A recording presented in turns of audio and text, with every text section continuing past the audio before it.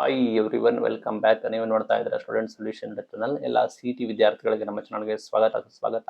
Very important update ಬಂದಿದೆ, ತಿಳಿಸ್ಕೊಡ್ತೀವಿ. ಚಾನಲ್ಗೆ subscribe ಇಲ್ಲ ಅಂತ ಸಬ್ಸ್ಕ್ರೈಬ್ ಆಗಿ, ವಿಡಿಯೋ ಇಷ್ಟ ಆದರೆ ಲೈಕ್ನ ಮಾಡಿ. ಸಿ.ಟಿ ಅರ್ಜಿಗೆ ನಿಮ್ದು ಅಪ್ಲಿಕೇಶನ್ ಸಂಬಂಧಿಸಿದಂತೆ ವೆರಿ ಇಂಪಾರ್ಟೆಂಟ್ ಅಪ್ಡೇಟ್ ಬಂದಿದೆ. ನೋಡೋಣ ಬನ್ನಿ. ಈಗ ಇಮೇಲ್ ಐ ಡಿ ಚೇಂಜ್ ಕೂಡ ಮಾಡಿದ್ದಾರೆ. ಈ ಹಿಂದೆ ಒಂದು ಇಮೇಲ್ ಐ ಡಿ ಇತ್ತು, ಅದನ್ನು ರದ್ದು ಕೂಡ ಮಾಡಿದ್ದಾರೆ. ತಾಂತ್ರಿಕ ಕಾರಣದಿಂದ ಆಗ್ತಾ ಇಲ್ಲ. ಆ ನಿಟ್ಟಿನಲ್ಲಿ ನಿಮಗೆ ಯಾವುದೇ ರೀತಿ ಸಮಸ್ಯೆ ಇದ್ದರೆ, ಮೀನ್ಸ್ ನೀವು ಅಪ್ಲಿಕೇಶನ್ ಹಾಕ್ತಾ ಇದ್ದೀರಾ, ನಿಮಗೆ ನಾನಾ ರೀತಿಯ ಸಮಸ್ಯೆಗಳು ಕೂಡ ಬರ್ತವೆ.